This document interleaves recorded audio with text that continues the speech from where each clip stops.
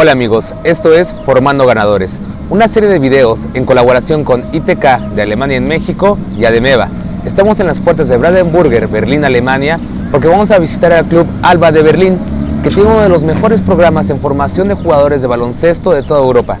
Veamos qué nos dicen.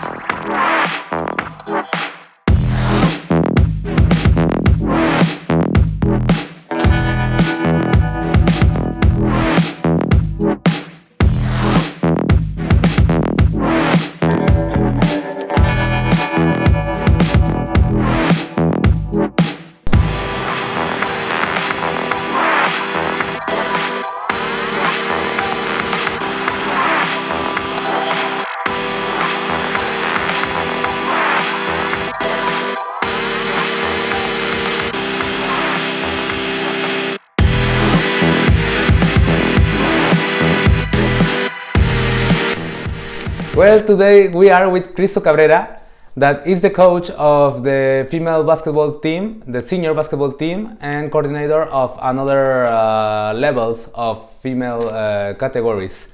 Hello, coach. Hey, hi. Well, the basketball program of Alba is one of the best in Germany to develop players. In your structure, what kind of targets do you have? I think one of the biggest points is we are the biggest club, so in amount of license, so that means about many players we have in our program.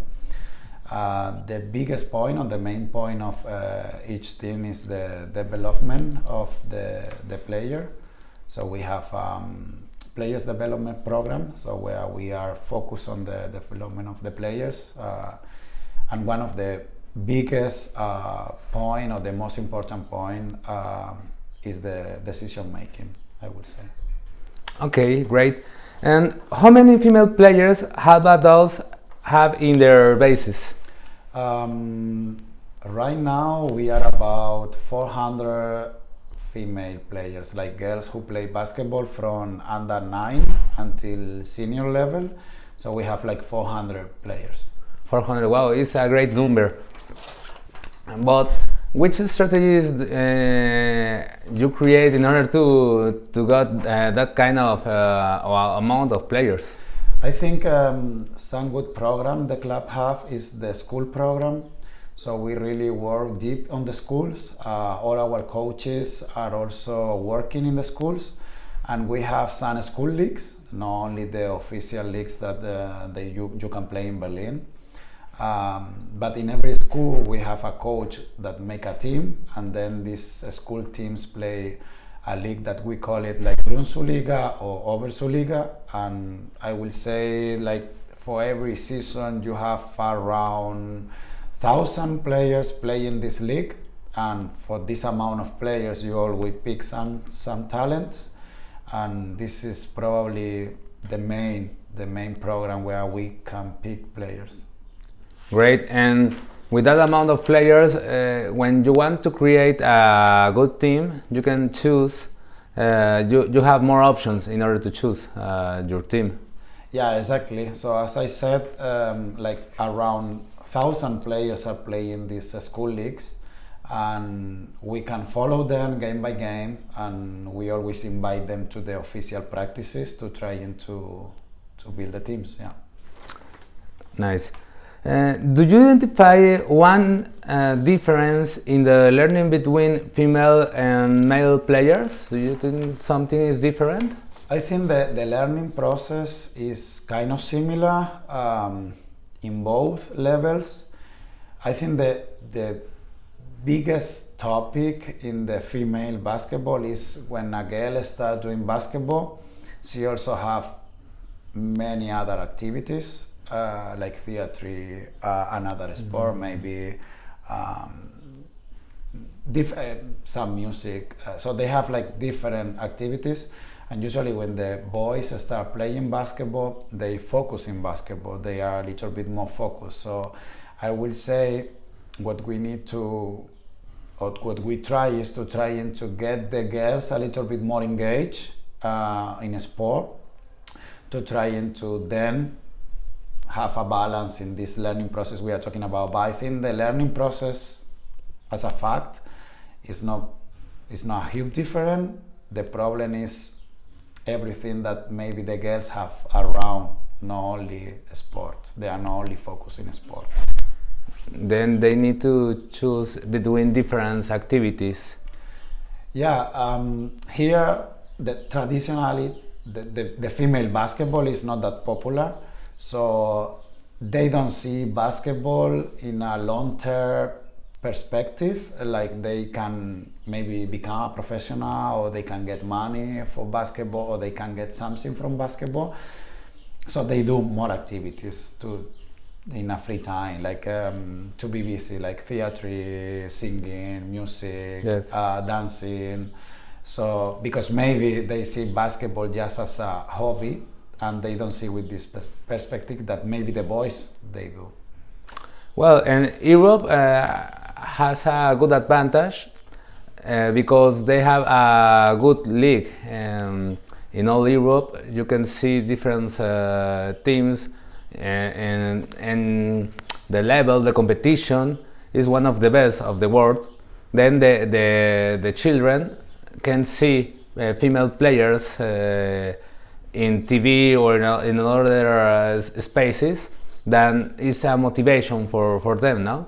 Yeah, definitely. I think this is something that the club is trying, is to trying to bring together the professional level, like you said, could be EuroLeague that we play men's team, or now we just moved to first division in Germany with the women's team. We were playing second division, we just moved up to first division, and I think this is a mirror for the new generations to see, okay, this is the level I can reach, and it's not that far away, like it's just around the corner. We have in our club these good players, and they want to be like them. So okay, well, which are the main characteristics that Alba promotes in first ages of female players? I think that the first of all, like I said before, we need commitment, so they need to be engaged in what we are doing and trying to be a little bit more focused in the activity we do. Usually in the young teams, we don't have only one group per age, so we have more people who can join the teams and can play the competition and can be part of the practices. If I will say, we try in the younger ages they enjoy to be part of the club and to be part of the teams, because this is gonna give us a little bit more commitment. They will come more for practice because they enjoy, they have fun in the practice, they like to be with the teammates. So I think overall, trying to make a good environment, trying to make them a little bit more commitment, and after that is more specific of basketball. Okay. Teamwork or one-on-one, which concept is more relevant in your training and why?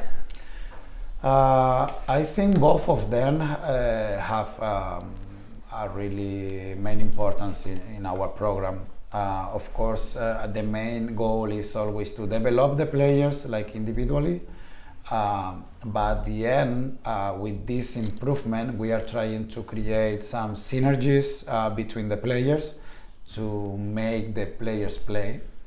And I will say with kind of freestyle, where the players make the plays reading what is happening in the game, because for us it's really important, the basketball IQ, and we are trying to work with them to trying to realize what's happening on the court, how they can use the adventures, how they can move the spacing. So I think both of them are really important. So one-on-one, because you need the skills to do it, and the teamwork, because for us team effort and full effort is mandatory. Well, and now I have one interesting question for you. I forgot to tell that you are from Canarias in Spain, and I want to know if you can find difference between the learning in Germany in the basketball and against Spain? Well, I think that the level of basketball in Germany is growing, but we have to think that in Spain, and Canary Island is one of the main regions about basketball in Spain. Spain have like a really high level, so the level of basketball in Spain is really high. Yes. But I think here we are on the way to reach that level. Actually, every summer with the national teams, in the youth ages, you can see like they are competing and they are trying to reach a high level. But there's still a long way to go. So physically, they have like unbelievable bodies. That may be something that we miss a little bit in Spain. But then in Spain, we are more spontaneous, more creative. That I think this is what we are trying to build here. Yes, because they are too organized, no? Too disciplined, and maybe sometimes they lose that spontaneity. Yeah, I think that's actually how the brain works, right? Like here they have a plan and they're trying to go through the plan. And in Spain, we trying to find a way to, if we have a problem, we trying to, as quick as possible, find a solution to solve the situation that was happening. And this is what makes us a little bit more creative. Yes. In this way, what kind of offensive and defensive system does Alba prefer to teach? If we are talking about defense, I will say that this is really important for us. We used to teach the kids to have like man-to-man defense with a really good ball pressure, where all the team is really involved with the defense, because even if we know that we always say the same sentence, like we are not playing 5 times one-on-one, we are playing 1 time 5-on-5. So, and the ball should be the main goal to reach. We want to get the ball back, right? So everybody have to be focused on the ball, even if we need the player on the ball, really making a good job in the ball pressure. And in offense, with this kind of mentality that we have in defense, we are trying to get as extra possessions as possible to trying to play fast. We really like a high rhythm. We really like the players read the game, play fast breaks, play transitions, and this is basically what we're looking for when we are talking about defense and offense. Okay. And in the process to become a professional player, what elements do you need to pay a special attention to? Well, that's a good question. I think to become a professional player is not only about skill, like basketball skills, because this is something that you can work and get better in the daily work at practice. But the mindset is really important there. So it's a main topic. To trying to be willing to improve, to trying to be open to learn new stuff, even if sometimes it's not the same like you learned it the year before.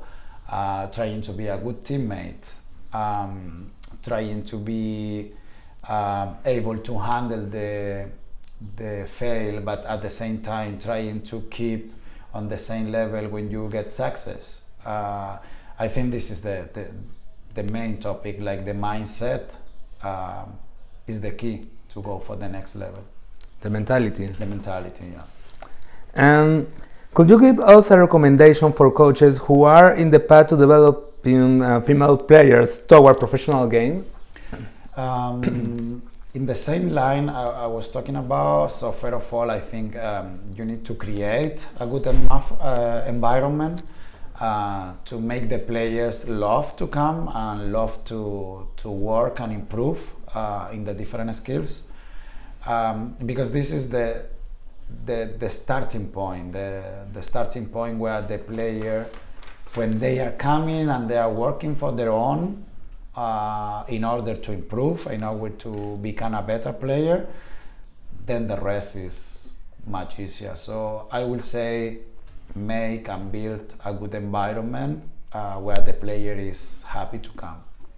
Well, thank you for your time, and thank you for everyone to watching us. We're going to see the next time. See you. Ciao, thank you.